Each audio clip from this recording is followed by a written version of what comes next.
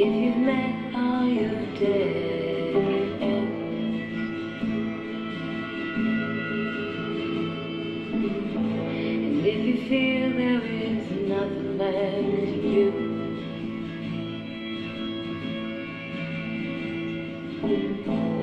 turn around and continue your searching.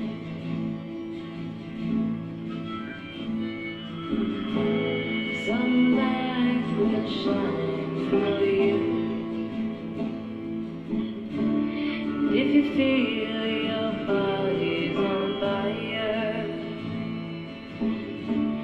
if you see your soul above, hold your head towards the sky and take a last look at the sun.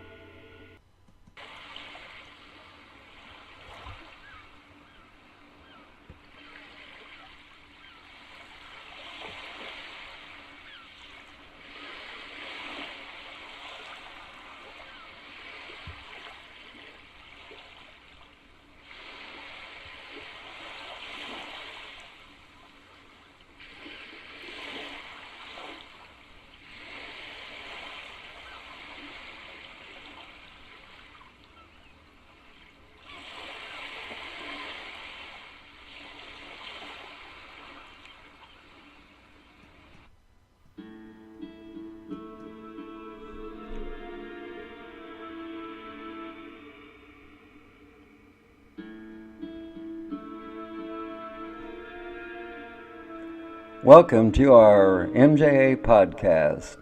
We are coming to you from our Plattsburgh, New York home office. This podcast format is a new series. This is the series, A True Conspiracy. This is Chapter 1, The Mysterious Death of Marcus Merritt Sr. Marcus Merritt Sr. was discovered deceased on January 4th, 2013 at his home in Leonville, Louisiana. Mr. Merritt's in-laws discovered his body in his bedroom, and the first officer on the scene stated it took two stern warnings to get them to leave the home. The in-laws called the chief of police of Leonville, Joseph Noel, for he was a family friend.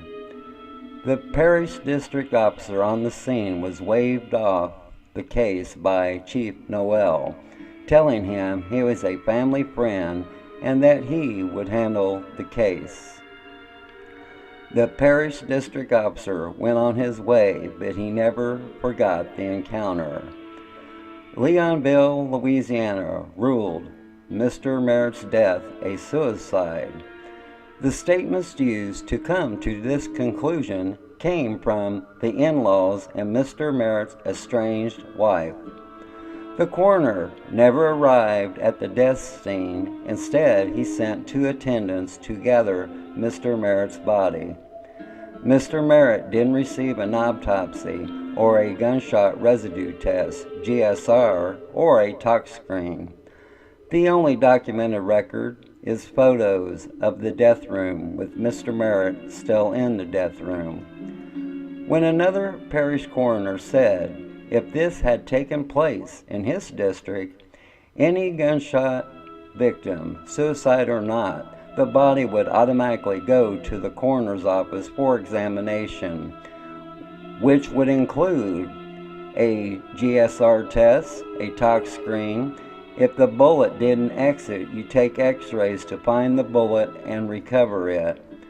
None of this was done concerning Mr. Merritt's death. Mr. Merritt's mother was in Leonville, Louisiana during the Christmas holidays visiting Marcus, his wife, and their kids. In her eyes, everything was just fine with her son, Marcus. But the mother of the victim was never interviewed by law enforcement. None of Mr. Merritt's family or friends were interviewed. To rule it a suicide is very biased when only interviewing one side of the family. Mr. Merritt's mother didn't believe for a minute that her son killed himself. The timing of Mr. Merritt's death. Mr. Merritt's mother learned that her son was days away from leaving his wife and he was moving back to Texas for a new job. Mr. Merritt's mother, Royce Eckley, reached out to MJA Inc. Investigations on March 24, 2014. Royce Eckley kept sending MJA file after file to prove her case. On May 2, 2014, after doing research and reading the files of the case, MJA agrees to become consultants concerning the case. The victim's mother, Royce Eckley's goals were: 1. To have her son's body exhumed and a proper autopsy 3 years after the fact would be done that wasn't done in 2013. 2. Grant a death inquest or a grand jury into the death of Marcus Merritt Sr. MJA filed motion after motions using the Freedom of Information Act, and it got us nowhere. But it was ruled as suicide, so there should be no facts hidden concerning the case. But with that being said, we later learned law enforcement was hiding a lot. There was a lot of mounting pressure being put on law enforcement from MJA, Together We Stand out of California, and by the dedicated mother, Royce Eckley, that on June 2, 2016, the Louisiana State Police exhumed Mr. Merritt's body and an examination was done on his body. The findings in the autopsy and the tox report and the ballistic report just leads to more questions without answering any questions we had. But yet the state of Louisiana still ruled it a suicide, and all conflicting statements that came from the case files they had written and was turned over to Royce Eckley on a flash drive. But yet we know for a fact, with documented video, that they are still withholding facts and photos concerning the case. Let's take a pause for the cause. My name is Mark, and I am your host for tonight's podcast. When we return, our co-host to the podcast will join us, and also joining us is our special guest, Royce Eckley, Mr. Merritt's mother. We'll be back in a moment with our MJA podcast, the series, A True Conspiracy. This is Chapter 1, The Mysterious Death of Marcus Merritt Sr.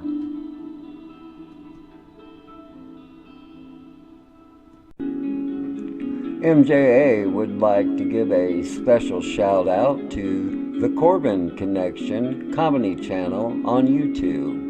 Mr. Corbin is a very funny man with his 3 alter egos. Once again, that's the Corbin Connection on the comedy channel on YouTube. Check it out. Thank you. What does it look like in heaven? Is it peaceful? Is it free like they say? Does the sun shine bright forever? Have your fears and your pain gone away?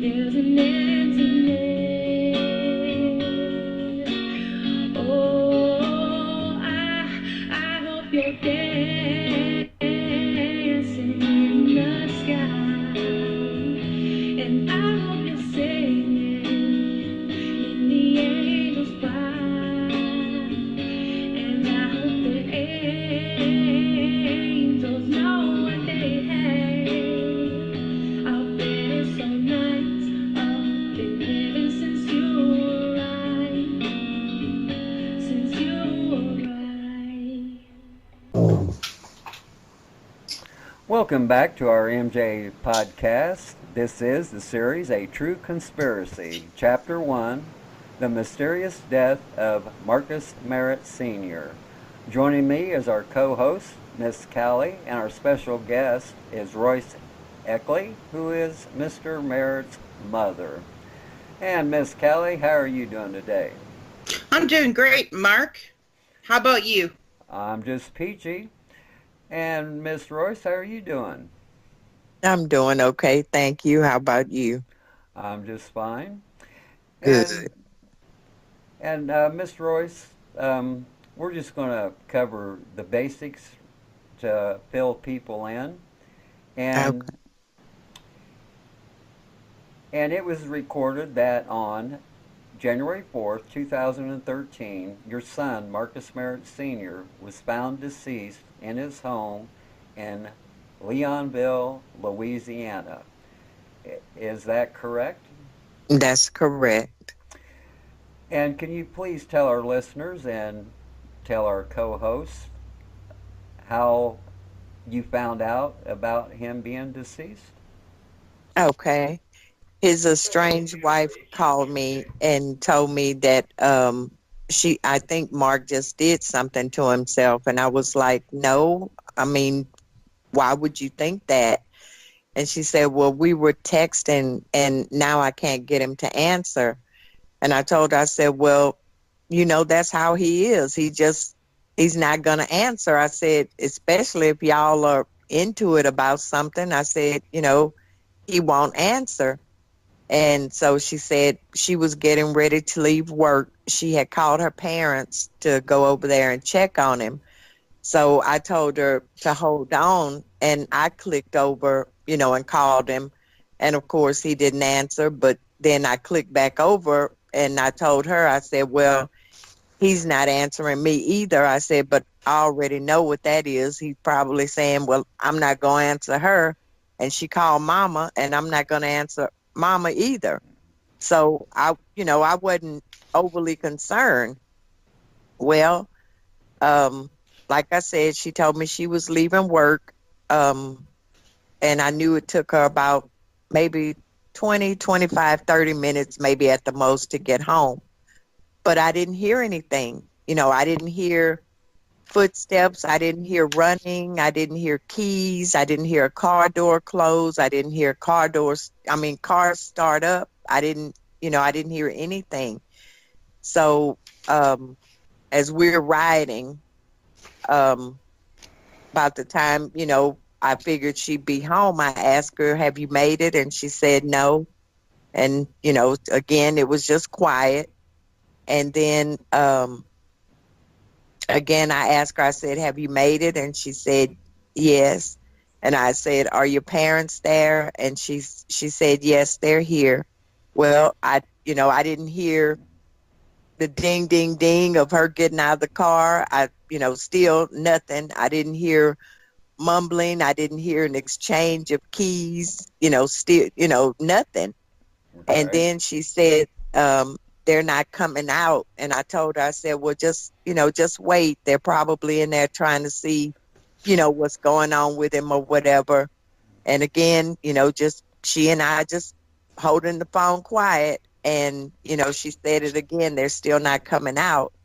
And I said, well, just give them time. But I was like shaking inside because I was like, something isn't right. Something's not right about this. And then finally she said he did. And then she kind of started crying. And then that's when Mary, her stepmother, took the phone and said, Royce, I'm sorry. And it's everybody's understanding that instead of calling 911 when she thought Marcus had harmed himself, she called her parents. Is that correct? That's correct. Right. And Miss Callie, what do you think about all that? I don't know. It's from all that I've been reading and researching on this case. Uh, this woman was a very good picture painter, and she painted pictures at work. She painted pictures in conversations with Royce and with even her own parents. And oh my, Well, what I'm talking about is she's on a cell phone. Yeah. You hear no noise. She's supposed No. to be driving home. You hear none of that. So, what in your experience, what does that tell you? that she's not mobile at all. She's right where she was going to be to begin with. Exactly. Yes. She hasn't. There was also conflict over the time that she left work, was there not? Yes, there was. Yes. From my recollection, Also on one of the It's a- on one of the time cards, it Yeah. said that she clocked back in at 5:16. Now, why would you clock back in after you found out that your husband was deceased? Exactly. And so, see, there's funny business with the paperwork. There's funny business on the timeline, and then she made sure that some of the patients she was around heard her conversation, Mm-hmm. and Right.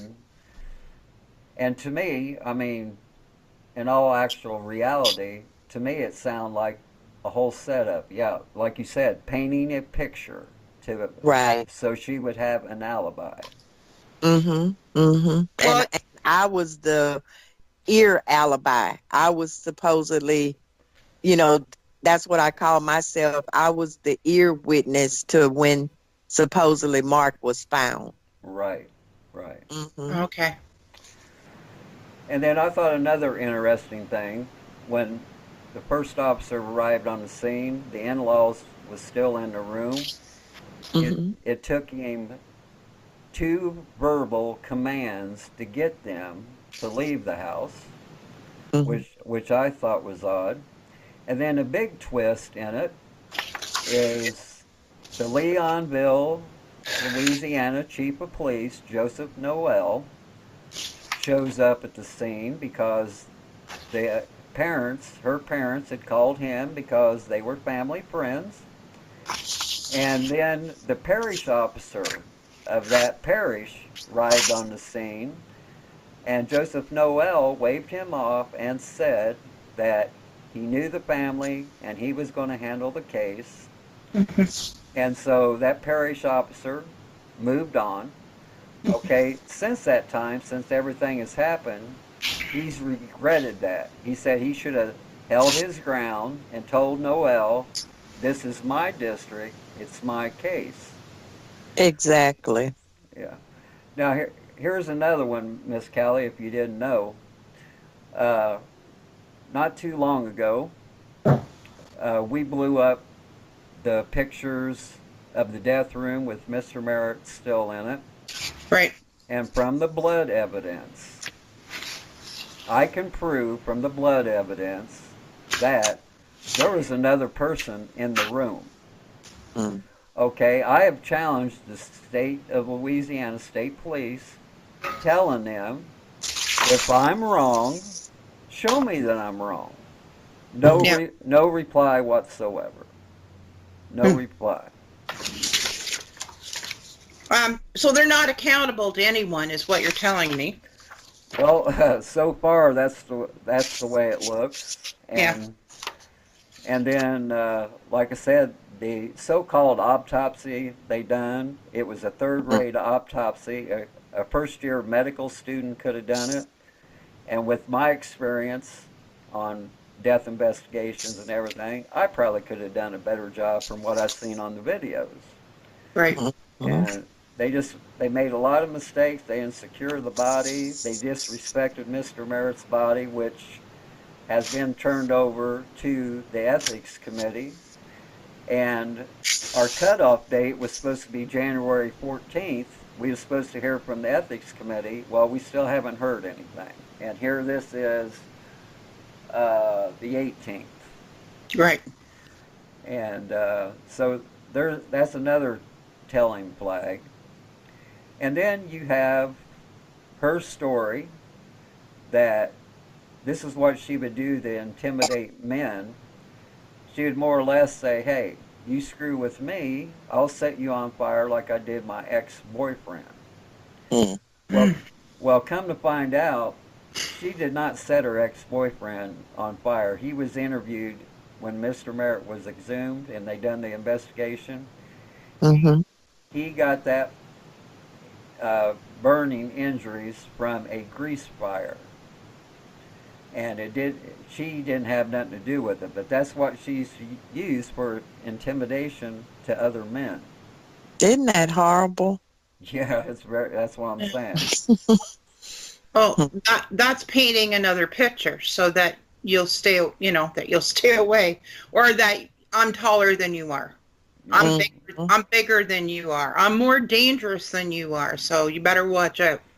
Mm-hmm. Okay, Miss Callie, in your experience, when a person is given 2 polygraph tests and they both come out inconclusive, what does that tell you from your experience? That tells me that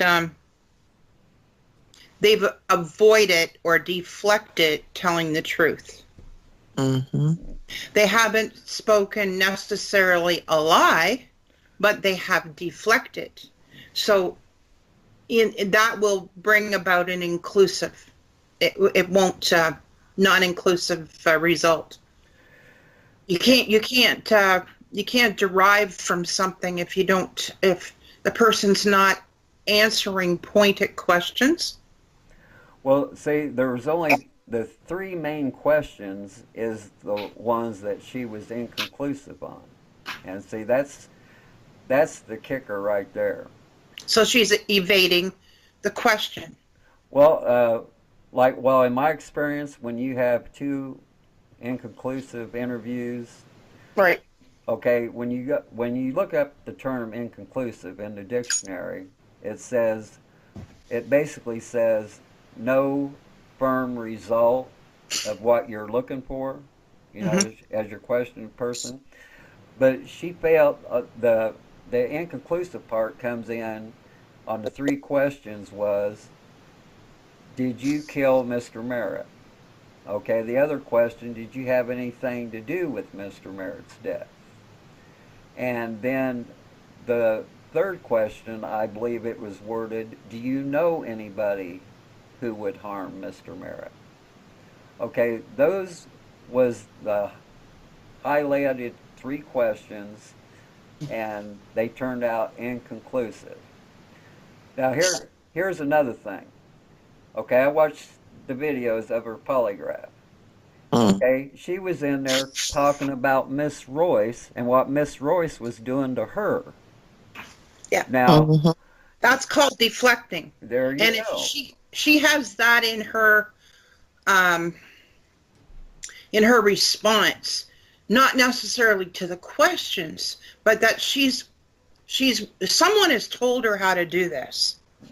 Mm-hmm. When it comes to answering the polygraph test, someone has told her, someone knew how to beat a polygraph test. And it wouldn't necessarily be a person from the general public.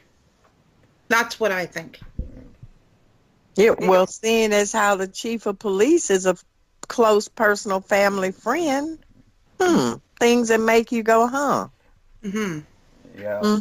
Yeah. Because, I mean, who sits up in a polygraph talking about somebody else? I didn't have anything to do with this. Yeah. So what are you bringing me up for?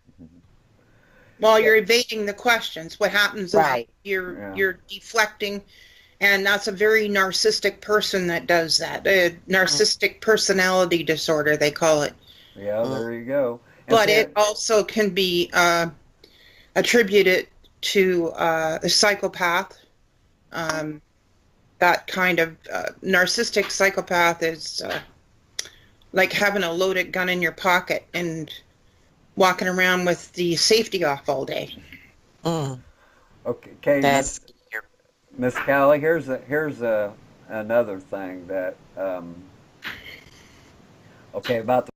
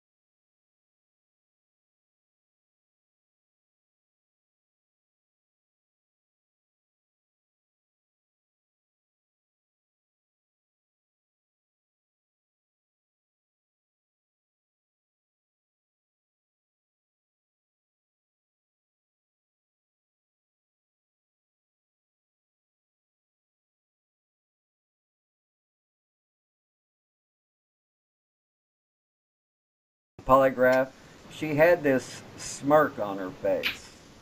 It Mm-hmm. it got to me so bad that I just wanted to knock it off her face, and that's the truth. I just Yeah. want. No, I can imagine. And then, okay, here's another thing, Miss Kelly. When we got the paperwork from the Louisiana State Police, okay, all the Freedom of Information Acts we done and everything had nothing to do with Marcus's estranged wife. It was just about Marcus. Right. Well, Lord to behold, in the paperwork, we get the death certificate of this woman's first husband, and it's on the death certificate, one car accident with no witnesses. Now, Mm-hmm. why would they send us that paperwork on her husband that was deceased? We didn't ask for that. Yeah, it's. I have that written down here somewhere, and that not necessarily about that, but um, there's a whole defense for her throughout, woven throughout the whole thing. Her, regardless, if a person is guilty of something, and it's something that's premeditated or co-meditated, then both people set out to preempt a defense. And there's some telling things too, that in the words that she used prior to the day that your son died, and there's that she said things that just like fit together like a puzzle. They're preempt, like they're prior to the fact, and this defense is just like it's putting a wall around it, around the whole situation, so that, okay, I'm isolated. She's isolated, is what I'm saying, and she's not at fault for anything. But she never had to be not at fault if it was a suicide. Right. So, why go to the effort of all the things, like telling you one thing and then turning around and telling you another, and not. It's just, there's so much, like even telling about at work, telling a patient, overheard her saying about the being face down in the Bible with his cell phone or something, and then it's like all the stuff that was supposed to be in the room, and then like you just said about her not having them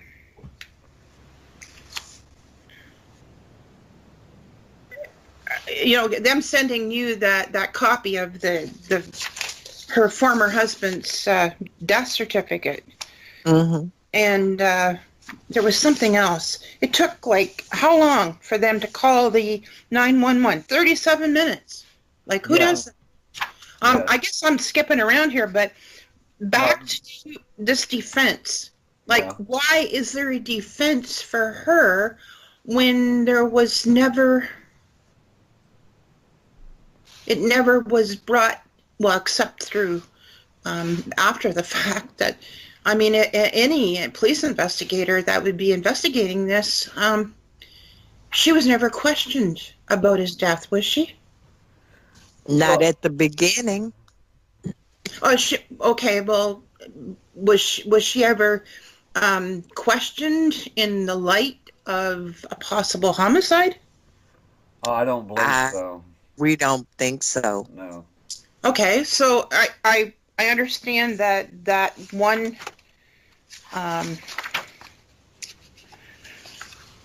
road deputy Reed, there was one fellow who came to do a homicide investigation, and he was waived off.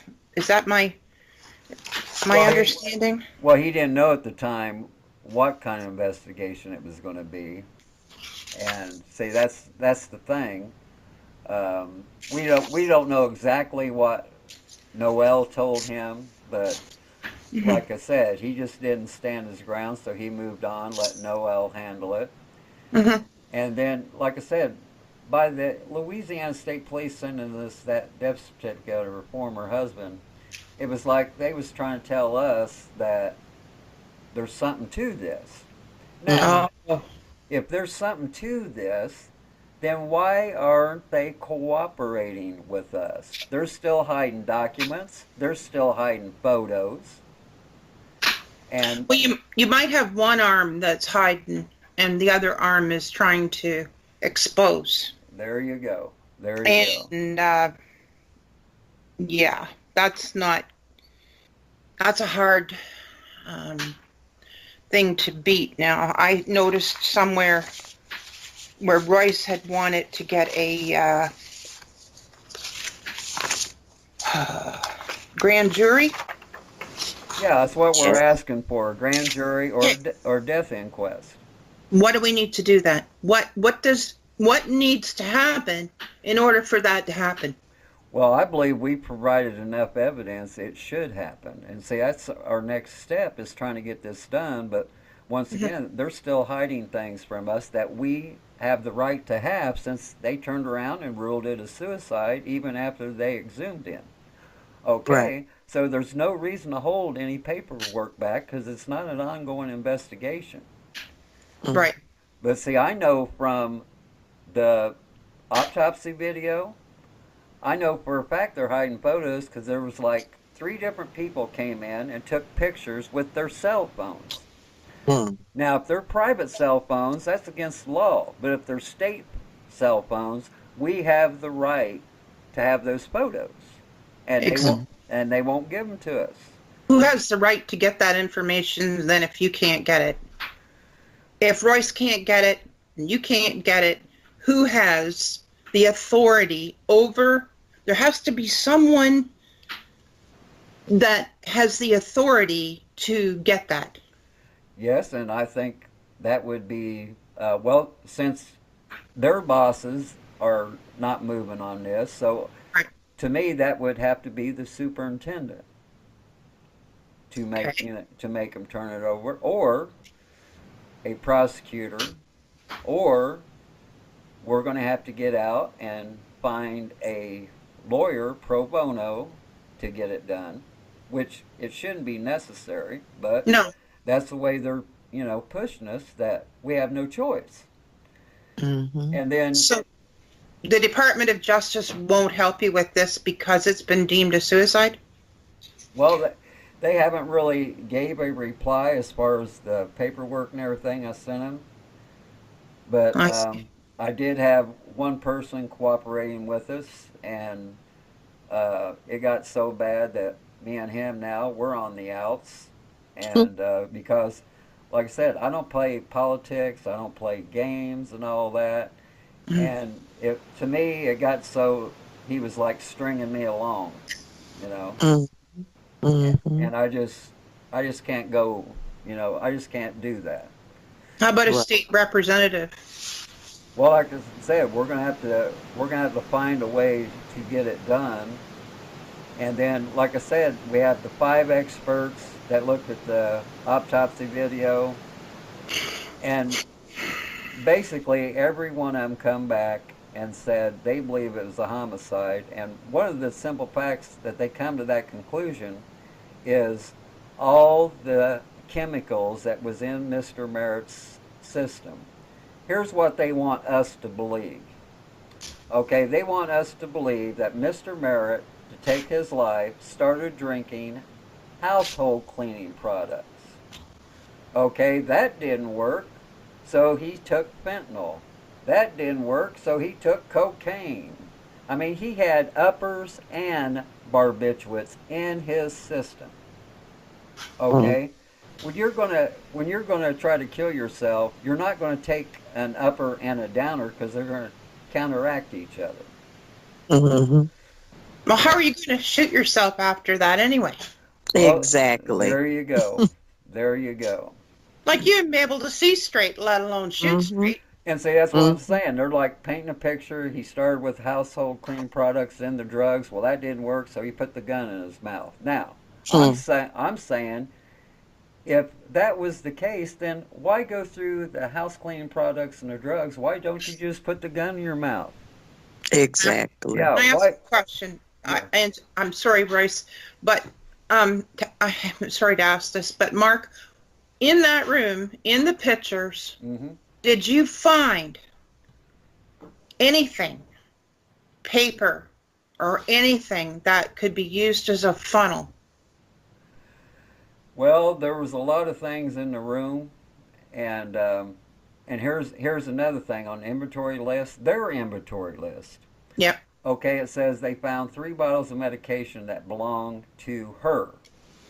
Okay, once, and Sevgi Fernandez from Together We Stand pointed this photo out to me.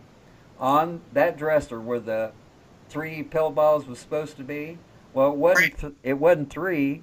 There's 5 on there. So why'd they leave out the other 2 on the inventory sheet? That just don't make no sense. No. But you can count them plain as day from the picture. There's 5 of them, not 3, 5. Well, my question, though, back to the funnel. There had to be something. If he had those things in his body, this was done on after he was exhumed, I presume. You said they did a tox screen and everything. They done a so-called autopsy like they should have done at the beginning. yes, but those products were in there after Marcus was exhumed. Is that correct? Right, and he was so they could have been in there at any time. And see, that's another thing I'm saying. After being in the ground that long, 3 years, okay, the concentration of those products that he had in it are very high. Yeah. So to me, at the time of his death, to me, it makes me realize or to theorize that he was incapacitated. He couldn't do nothing to defend himself. No, I think they've just, you see, that's the trouble with lies. They have to remember all of them in order to keep them believable, right?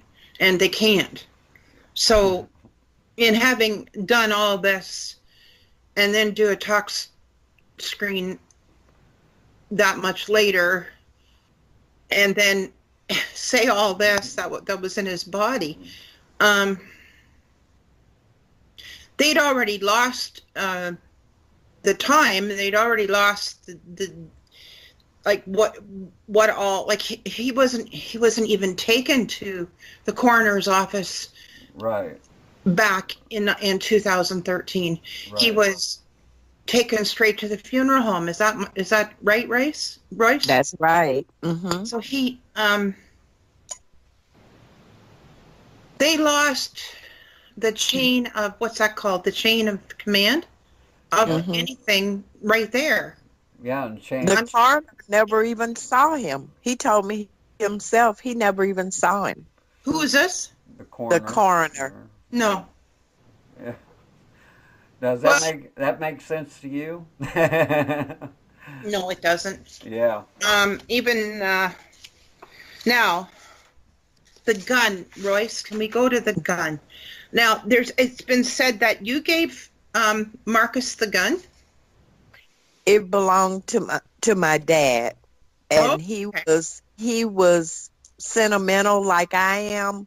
Sure. And see, I had forgotten about that. And once when they had come to town, when I was still living at the house, and he asked, Mama, can I have grandfather's gun? And I was like, yeah. Well, number one, Mark wouldn't have taken his life. No. Number two, he most certainly wouldn't have taken it with his grandfather's gun. So I could sit up the rest of my life and say, if only I hadn't given him that gun. See, it's just like you said. It's a story that she's painting. Mark had a Then- 9mm. If he was going, why not use that?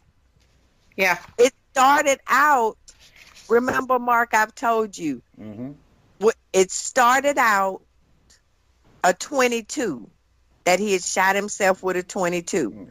Well, Who said that? I can't remember who said that it was a 22.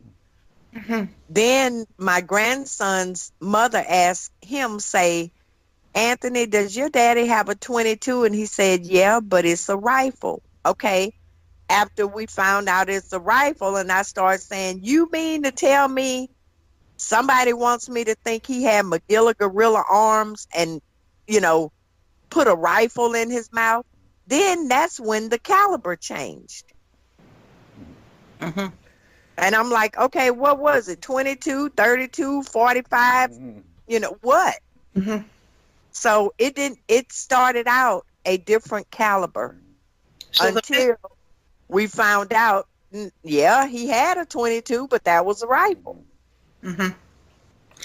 And- Did they remove the in the autopsy then? Mhm. And that was performed in 2017, was it? 2016. Okay. Did they remove the bullet? No, Mark, Well, Mark can entertain you with that. well, see, here's the thing about the autopsy. Mhm. There was no recording.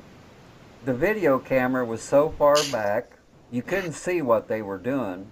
And as far as the bullet being retrieved, okay, yeah, they done all the necessary steps to retrieve the bullet, and yes, they did put something. They had something out on with the forceps.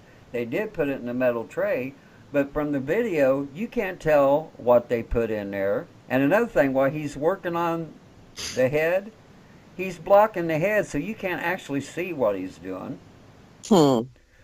And then another thing is they sent a picture that was supposedly supposed to be the entrance wound. There's no stippling whatsoever. Okay. And Can you explain stippling, Mark? stippling is the gases that discharge from the bullet. It's black powder, and when you're close to the gun being fired, you get these little dark specks. It's called stippling. Okay, there was none inside his mouth. There was none outside his mouth, and that is impossible. Mm-hmm. See, Well, can I ask, would it be impossible if a rifle was used? Would it be possible? no, there would still be stippling with a contact wound like that. Okay. I'm sorry to ask these questions. No, Uh, that's good. That's what we need to do is to make people realize that this case is not a suicide. It is a homicide, and with all the evidence, and see, this is what gets all of us. This evidence that we got came from the Louisiana State Police.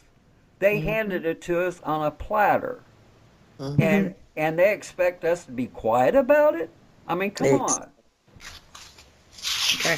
Well, and Callie, the other thing is, like I've continued asking people, can somebody explain to me how someone supposedly shoots themselves in the mouth and there's no damage Right. at all? No teeth chip, no lips chip, no funeral home director says he sees no evidence of a gunshot wound. How is that possible? Yeah. Like I did ask that same question myself when I was researching this, Royce, was like, how can there not be an exit wound? How can there not, like, when it just isn't possible. Exactly. Well, there is Like, I've certain. heard being fixed skull before, but I mean, you'd have to have you'd have to have a steel plate in your head for that to not go through. Well, see, Right. there is situations where that could happen, but see, the thing of it is, the entrance wound they showed a picture of is in the upper palate of the mouth. Okay, that's just a little over a quarter-inch thick. Now, a Yeah. 32 caliber, okay, and they said the bullet tried to exit and they called it crowning. Okay, the barber that done his hair was his barber for 10 years. He didn't Uh, he didn't see nothing. mm-hmm. He didn't see no crowning. Matter of fact, when he got done with Marcus, he went out and asked the attendants what happened to Marcus. And they told him, well, he put a gun in his mouth and shot himself. Okay, this barber was at the funeral home to take care of the of Take care of his Marcus. hair. He Marcus's went. son. He went on his own. Okay. Nobody, he went up there and told him, I've been cutting his hair. I think Jody had been cutting Mark's hair for like 11, 12 years, if not longer. Mm-hmm. And he went up there on his own and told them, nobody is cutting his hair but me. I've been cutting his hair, and I'm going to cut his hair. Right. And he also told me, see, I didn't know that, like, they only cut like the front and the sides. And that's what he told me. He said, they told me to only cut like the front and the sides. He said, and I told them, no, I am cutting his hair just like I've been cutting it.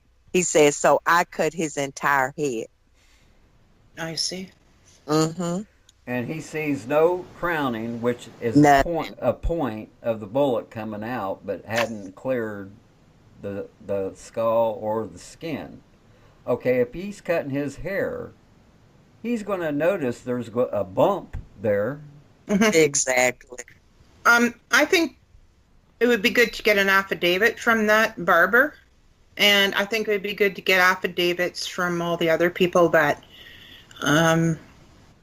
have spoken what you know to be the truth, and put this all together and take it to where it needs to go, because obviously these people believe they're above the law. Mm-hmm. That is a huge problem. It is. Mark, But that's state. That's par for the course out there. well, this man was elected, this Chief Noel. Mm-hmm. From what I gather, he was an elected representative of the people, right? Right. Of in his job placement. Mm-hmm. And somewhere I read that, he could do this to anyone. Yes, he could. Yeah. He has done it to someone before. Really? Yeah. So would they make an affidavit as well? Who? No, he's dead. No, but his family. Oh, I don't know who they are. Okay. I don't know who they are. Okay. Well, I'm just the thing about what I just said about him being elected. Mm-hmm. My understanding is that there have been favors done, a lot of back scratching going on, people getting off on minor crimes, and when you take someone who has that much clout, then maybe they're getting reelected because of what they've been doing. Mm-hmm. Mm-hmm. And that's Okay, here's another thing, Miss Kelly. Okay, Joseph Noel gave the Louisiana State Police a statement. Okay, he tells them right in the statement that he takes the death gun and washes it down before, and he didn't do no testing on it, no DNA, no nothing, and he still got his job.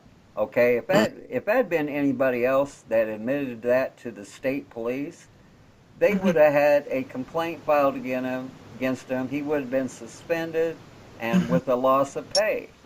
Well, nothing was done to him. Well, he's elected, so he would have to go through the powers that be would have to come down on that, right? Well, no, the Louisiana State Police could have charged him. Okay. Yeah, because Mr. Merritt was exhumed, they was the head of the investigation. Oh, okay. Okay. So he washed his gun down, and After he offered it back to her, after he asked her, did she want it back? my understanding is she told people that they weren't even living together at the time. Exactly. And then she turned around and lied and said that wasn't the truth, but I read it in the 26-page report, and the landlord's niece is the one who told me that she wasn't living there. Okay. Were his children living there? No, she told me he was living there by himself. And she would make a statement to that effect, I'm sure. Yeah. So, there was something else about that. He was making plans to go to Texas. Right. He had a job lined up for the end of the month of January 2013.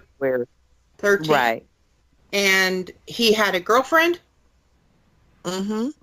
And I noticed in here that his ex-wife had, and I'm going to call her that because I believe she was an ex-wife before she was widowed, that she turned that around as well. And she tried to tell you that that was because he had caused her all this pain. He was feeling so guilty. Exactly. Yeah. It's like I said, that makes no sense. No. I do something, I cheat on my husband. Why am I going to turn around and take my life? I was the one cheating. Yeah. From everything that I watch on TV, he's going to take my life. I'm not going to take my own. Yeah, there you go. Yeah, that's the big, chance that you taking. He's going to get you for what you did. Why would Mark, who did not want her, who talked to a friend of his, like on the 17th or so of December, telling him that girl was crazy, he's getting away from her, he's going to get a divorce, he's coming back home. Why would he turn around and take his life behind somebody he doesn't even want? Was there any kind of recorded domestic violence where that she had physically harmed Marcus in the past prior to January? No, but it was one where he slapped the hell out of her. Was that recorded? What do you mean? Was there a police record of that? Yeah. It's like it was a pattern or something forming. Like when you look at everything, every time something happened, that chief's name is on that. Who goes to jail for not changing their address on their license? Oh. He arrested him for that. I'm like, are you kidding me? I'm like, this chief had so much time on his hands that anything happened with Mark, his name is on there. And I'm like, the chief of police usually doesn't be out, really arresting people and all that. Yes, every time something happened, Joseph Noel's name is on it. Can I ask if there was any physical evidence, medically speaking, of any harm that Marcus is said to have done to his ex-wife? I didn't. You mean like pictures or something? Yeah, like did she go to a hospital? Did she get? Not that I know of. I just saw the police report. Didn't you, Mark? Yeah. Yeah. Yeah, I didn't see I'm any. not trying to paint him the bad guy, but Oh no. it appears that someone else or Mm-hmm.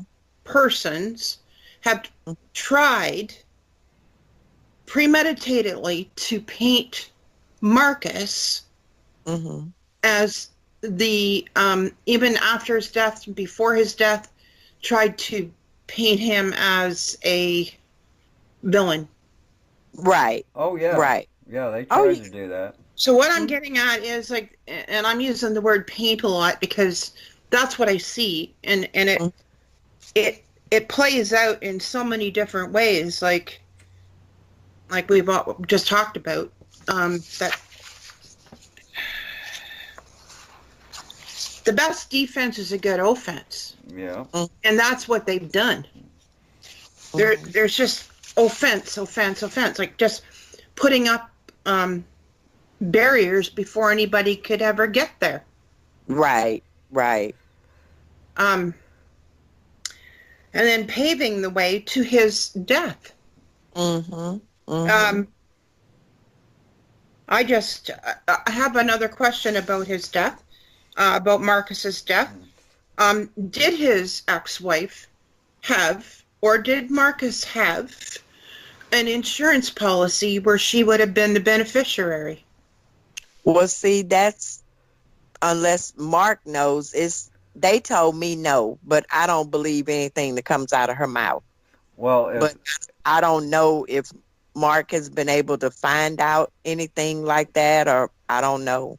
no, I've called different life insurance companies in that area, and they have no record of it. But you never know on life insurance where he could have got it if he did get it. So Was there an insurance?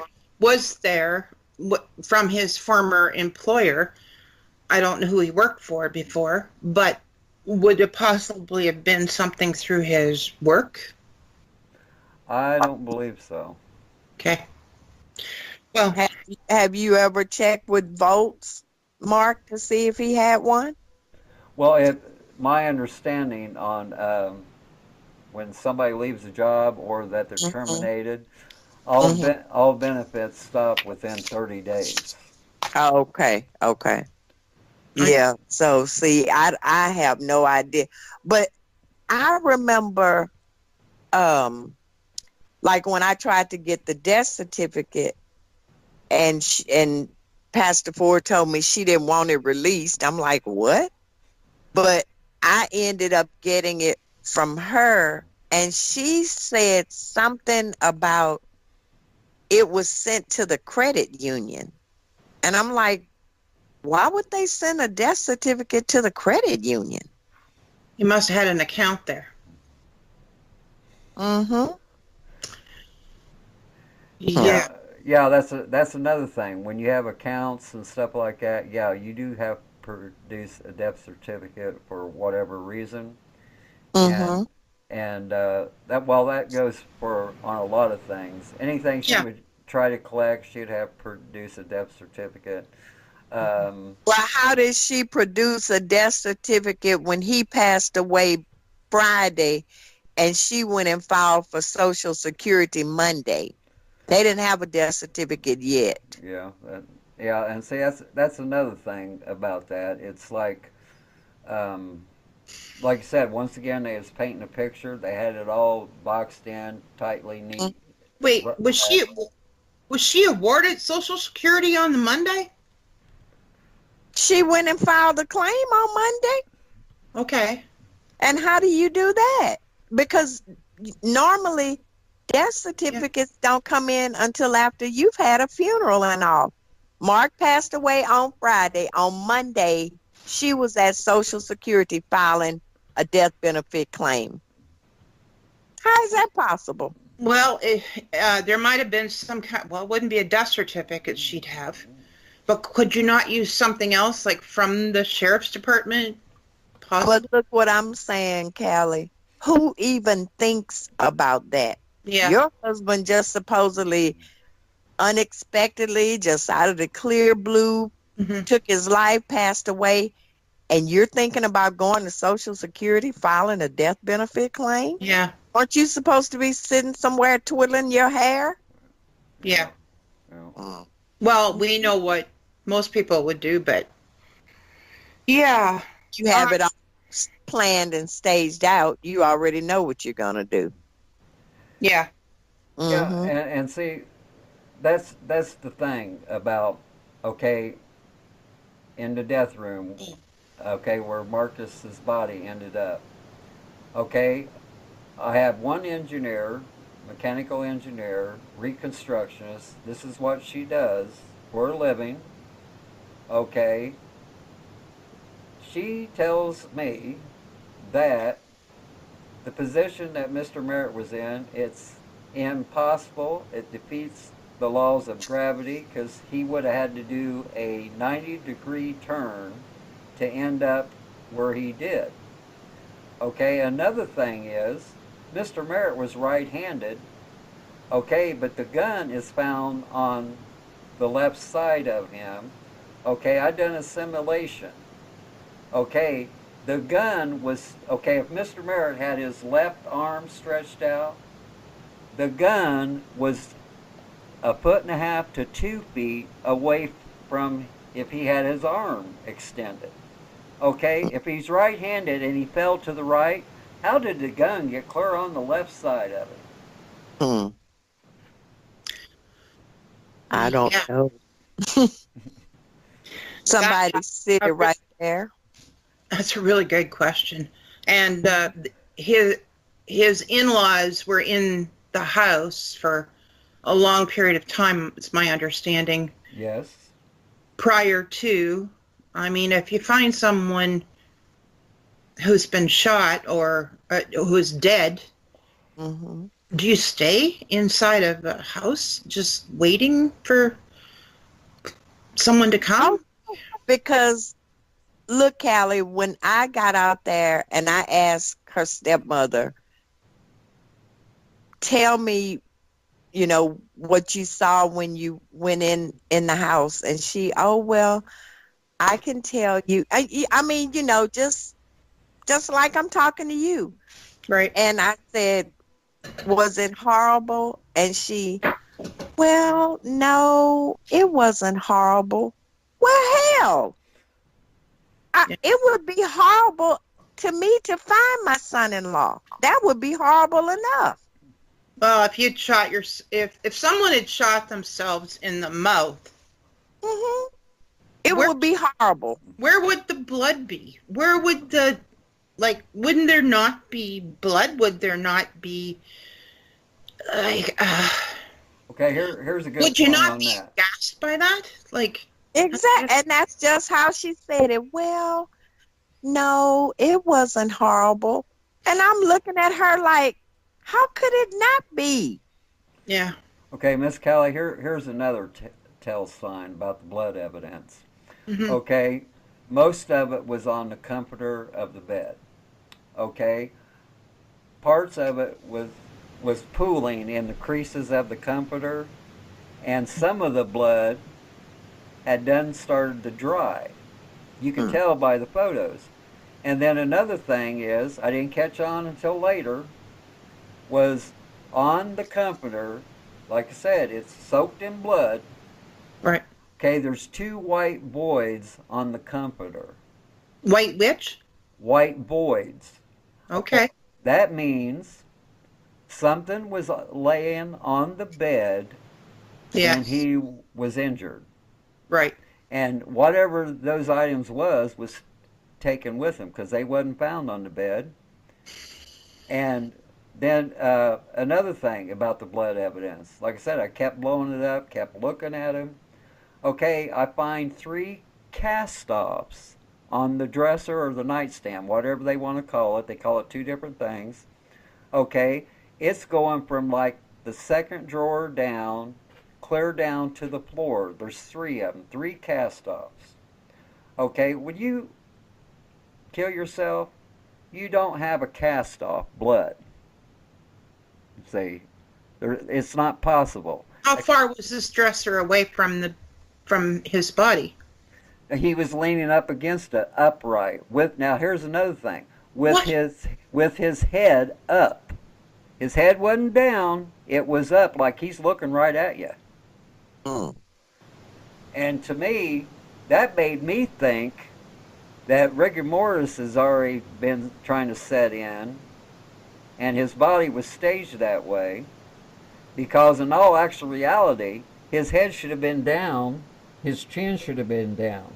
But if you look at the photos, he's like looking right at you, upright against the dresser, looking right at you. At the corner of the dresser and the center of the dresser. Center of the dresser.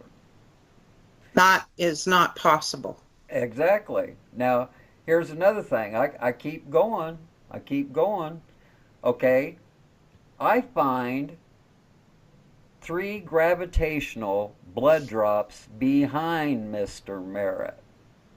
Okay, if he was kneeling on the bed like they claim, reading the Bible and all that, using his cell phone, texting and all this, okay, the blood was behind him near the wall.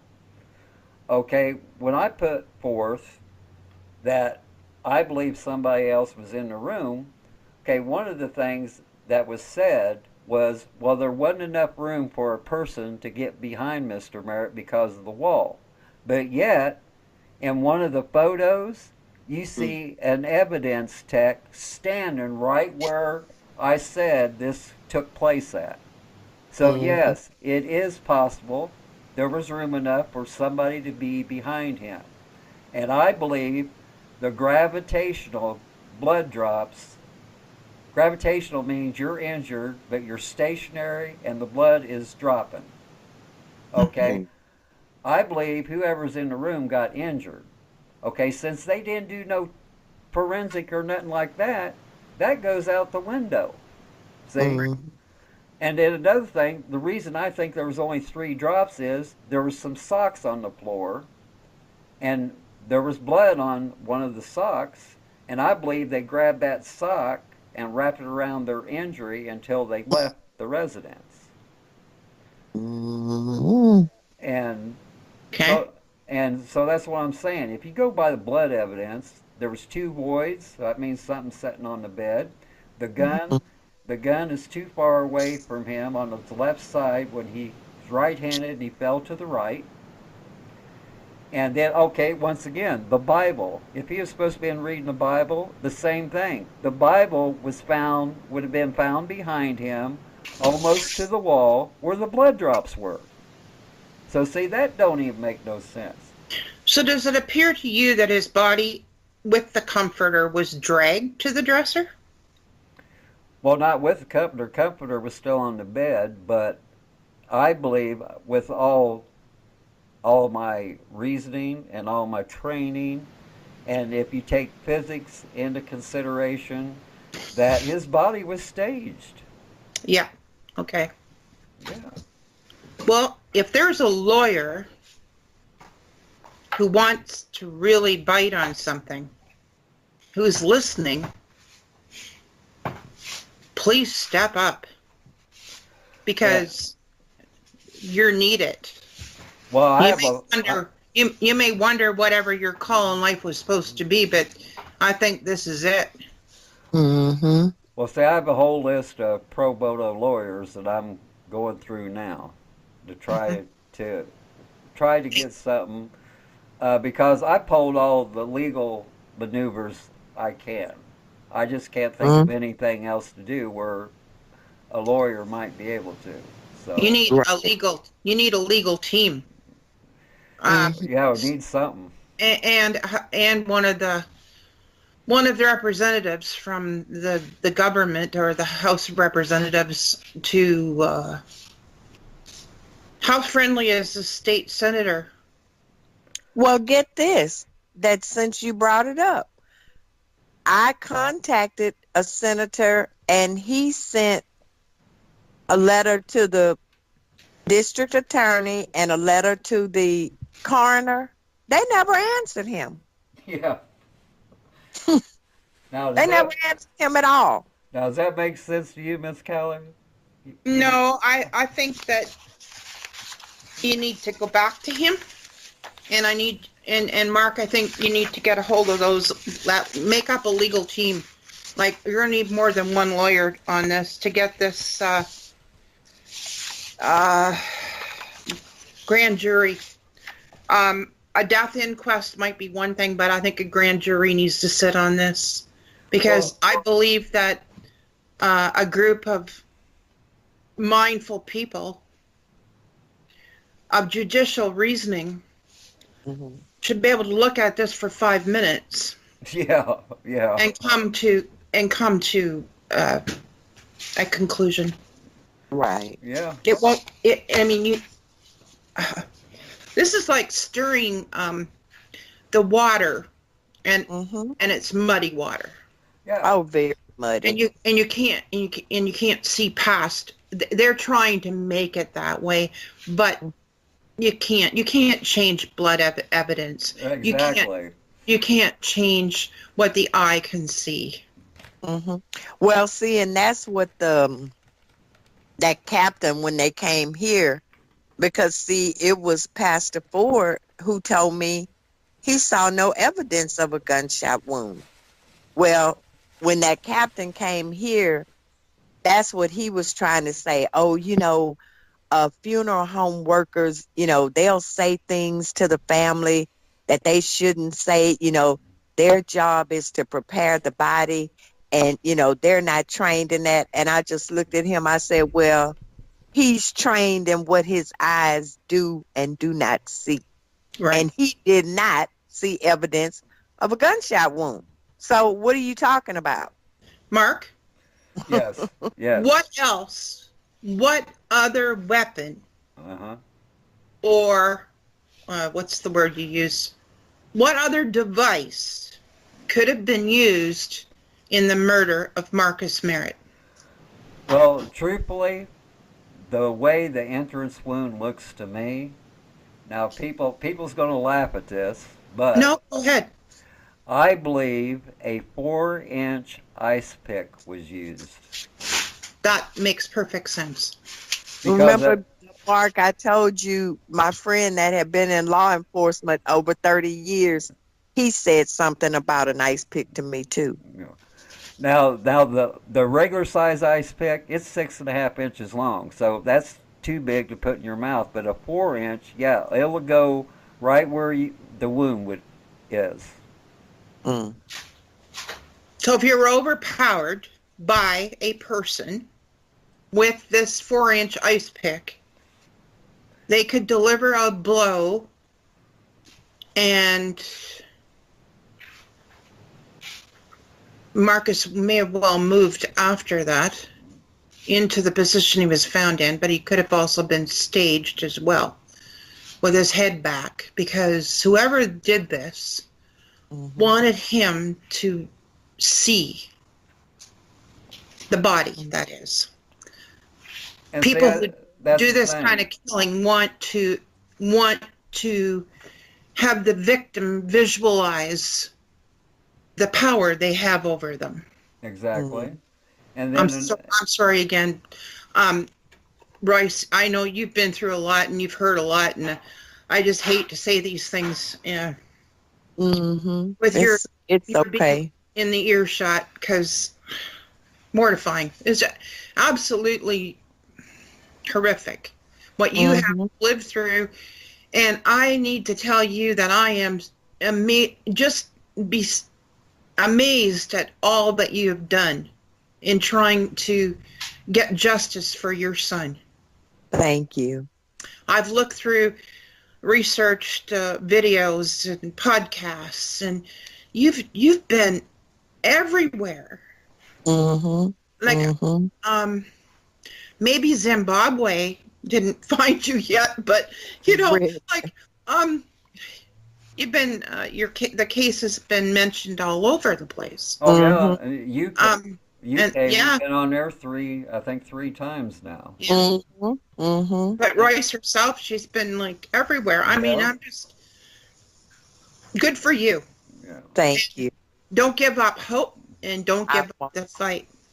I won't.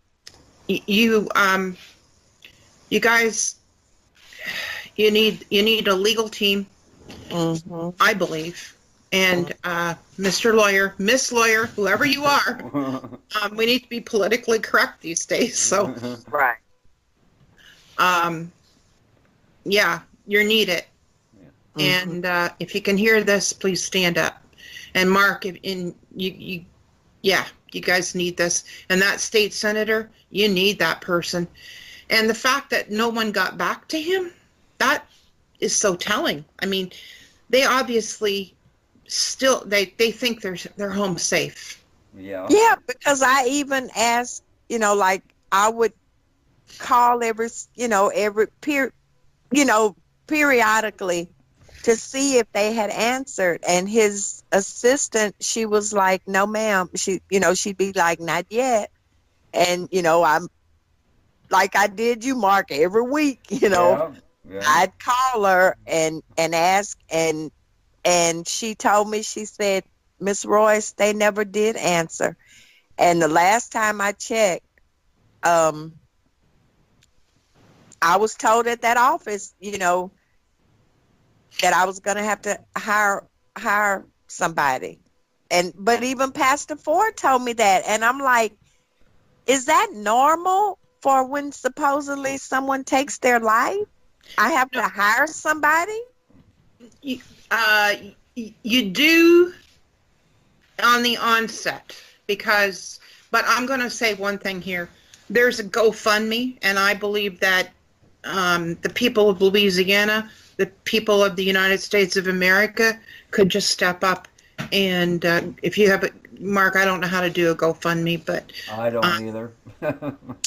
there'll be someone in your realm that knows how to do that. Yeah. And get that going and get Royce some legal counsel and a legal team. And pro bono would be great too, but she's going to need money to travel because it's good, and you are too, because I think that this is going to have to get taken down. Yeah, it Taken needs up to. and taken down. It's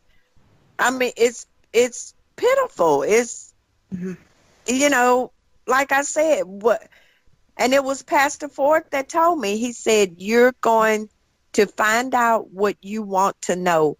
You're going to have to hire somebody, and not from here." Yeah. And that's what I asked him. I'm like, is that normal procedure when somebody, takes their life? And he told me, he said, "No, it's not." No. He even knows. No, they're hiding. Yeah. They're covering it up. Well, lawyers use the word "my learned friend."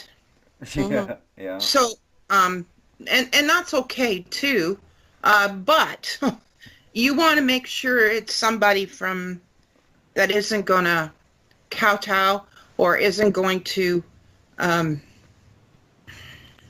Buckle under their pressure. well, you don't need two back scratchers. Yeah. Mhm. You don't. You want to make sure, like I said, you're out there and you know who you are. So I hope you're listening, and I hope that Mark can come up with somebody that will take this on from the state level. I mean, surely,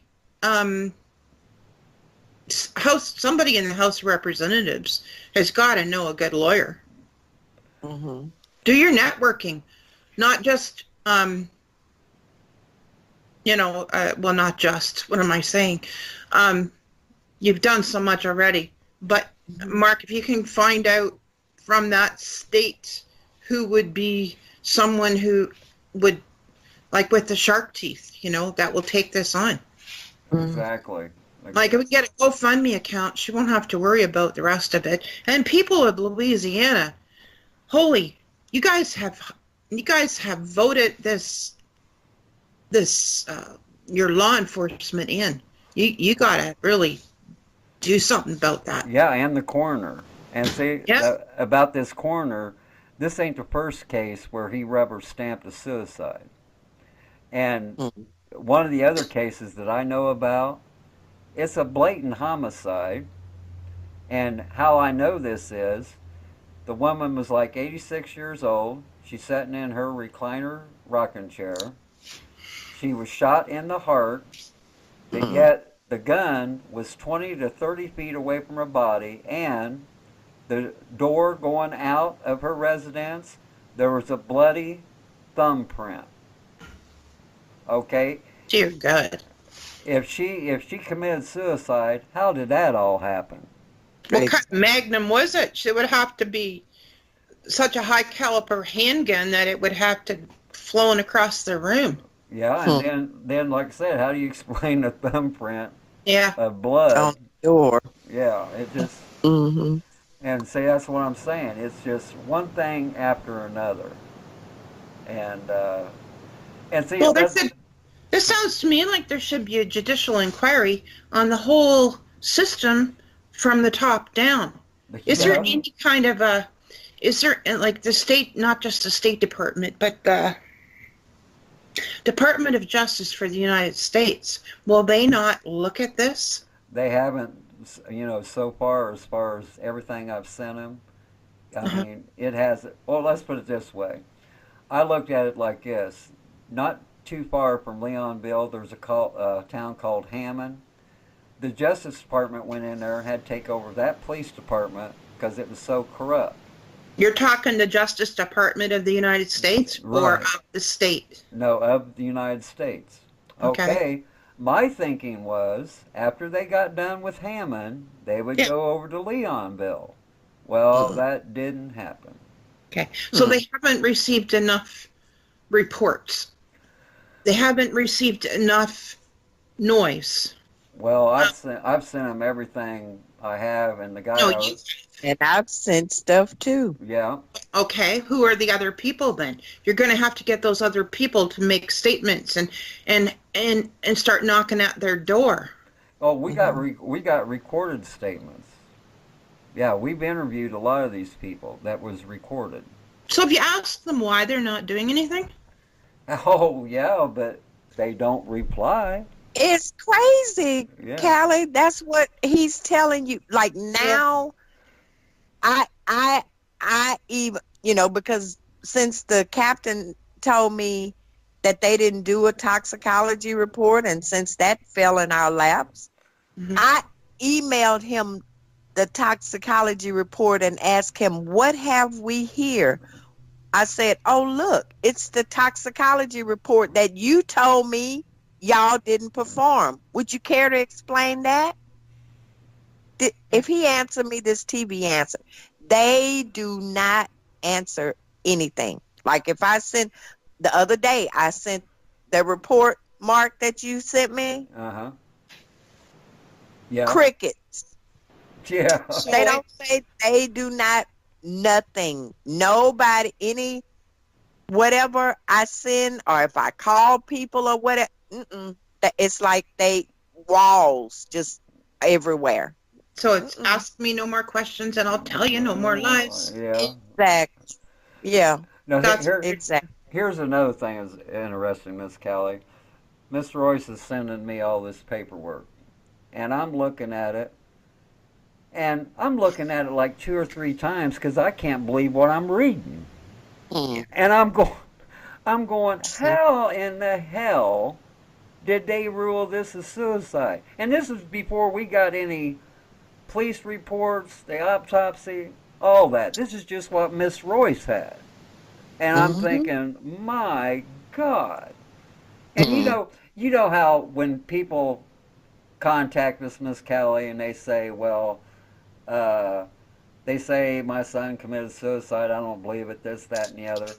Well, a lot of times it is a suicide, and the parents just can't come to that terms. Yeah. Okay, but with Miss Royce and what she was sending me, there was no way to make that comparison because she was dead on the money.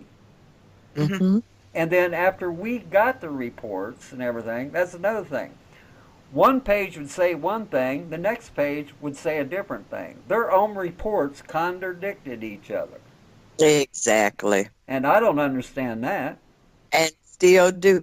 It's like I told Mark, did you notice on the autopsy report, it tells you up in one line, no fractures and all of this. Right. And I say, and then you came down several lines later, and all of a sudden he's all fractured up. I'm like, well, when did he do all of that? You know, you just said there were none. And Miss Callie, I don't know if you know this or not, but here's one of the reasons that the ethics committee got involved is, okay, they knew, since they was given copies of the autopsy videos, somebody was going to be watching that, and they more or less knew that it'd be Miss Royce investigator. Okay, now here's what they done. Now, Mr. Merritt's decomposing. Okay, his body's already open. Right.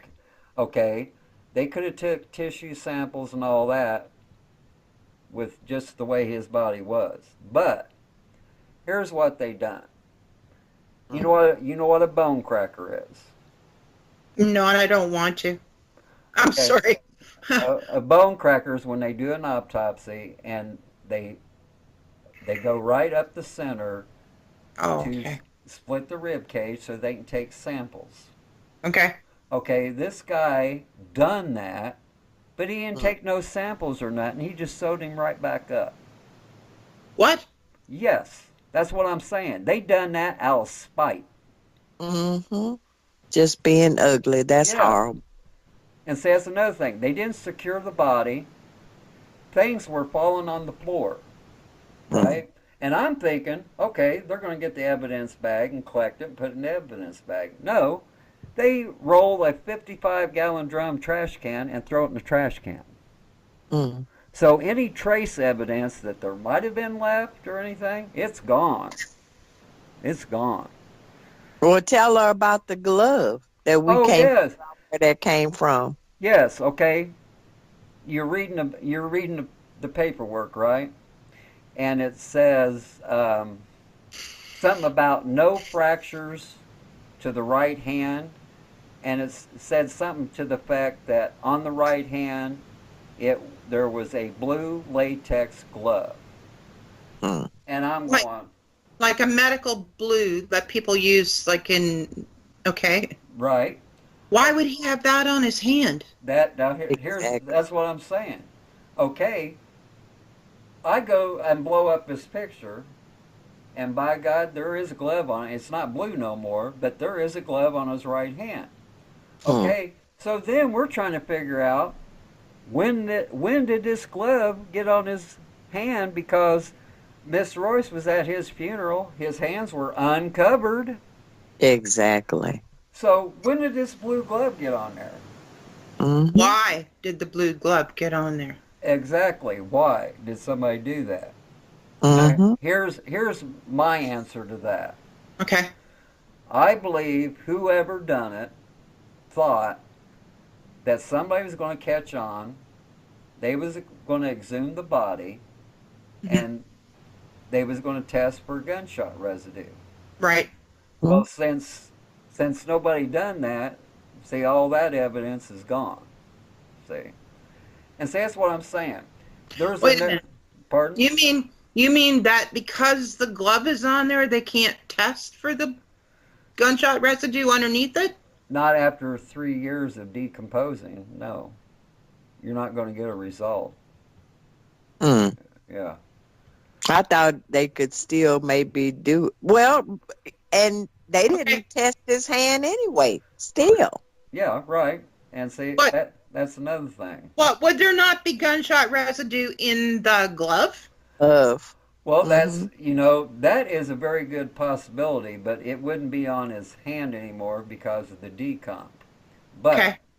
the glove itself, yes. But once again, he was placed, They didn't test it. right. They didn't take it off of him and test it. They put him right back in the coffin with it still on. Mm. And see, here's another thing. Well, Now, maybe when he comes out again, because he's surely gonna have to. well, Somebody will test it. well, that's the thing. We really hate to go that far, but There's no saying how or who had that glove on before that. Well, see, the big question is, when did it get on there? When Miss Royce was at the funerals, his hands was uncovered, and they put Mhm. him out in the limousine to go bury him. So, when and where and who put that Exactly. blue Put that glove on him? glove on. Well, Mm. I could shoot a gun right now, Yeah, in theory, yeah. and put a blue latex glove on after, Hmm. then transfer that onto the hand of a deceased person. Do you There get you where I'm go. going? You get Yeah, where I'm going with that? yep, Mhm. So yep. you could transfer false evidence. That glove is Yeah, not. but see, what we're showing you is when did it get? It doesn't matter what's inside of it or none of that. No. When did it get put on his hand? When I stood next to him numerous times Okay. in that church, and right before they closed his coffin, he didn't have a glove on his hand. But So, when his so body when did was somebody open it up and put that glove on his hand? when Because that's the only way it could have happened. when his body was exhumed, Uh huh. who exhumed the body? The Louisiana State Police and Who the was with the body all the way to the coroner's office to have this autopsy done? uh, well, They were. yeah, I was following behind them. yes, Who was in the hearse. with the body? It was the body in a hearse, or was it in a medical Cool. emergency vehicle? It was in a like a van. Okay, that would be the medical So there would be room for a person, and there should have been a person sitting in the back. beside in the Mhm. back with the body, Right, because you can't lose the chain of command. Am I correct? right, Right. right, Mhm. right. So there's your opportunity. Okay. Yeah, see, that's the Hmm. only thing we can think of because there was no room to do it at the funeral home where everybody's watching. No. So And it didn't have to be an old glove. It didn't have to be. It could have just been a light blue colored glove. Mhm. And I could Hmm. take a gun and shoot it right now, put that glove on, and then Mhm. transfer the black powder uh, to the corpse. and see, that's what I'm saying. If that was the case, wouldn't you think they would have took that glove and tested it and would have said, well, hey, it shows positive for gunshot residue. You But would think, yeah, but they didn't. See, no. Mhm. Mhm.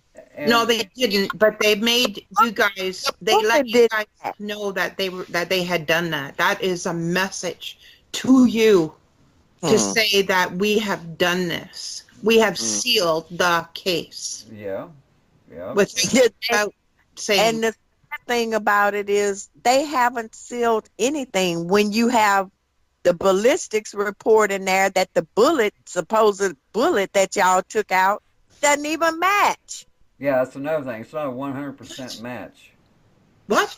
And it's on their own report. The Exactly. Louisiana State Police tested the gun, and it says right on the report, there's similar characteristics, but they can't say 100% it came from that weapon. Because they've never tested the original weapon. Well, Well, they were too busy with the chief of police gun and testing it. And I'm like, wait, why do they have his gun? Mhm. Yeah, somebody from out there told me that Okay. the chief of the Louisiana State Police had the police chief's gun. And I'm like, why? For testing. Oh, really? Okay. Somebody's knocking on the door, I think.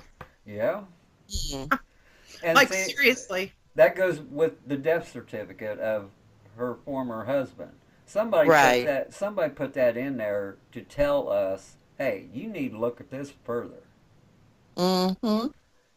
because we had no business having that paperwork. we didn't ask for nothing on her. Nothing on her, and most certainly nothing on a former husband. Exactly. No. Get the lawyers, get the shark. You need a really good lawyer. Somebody who Really. walks softly and carries a very big club.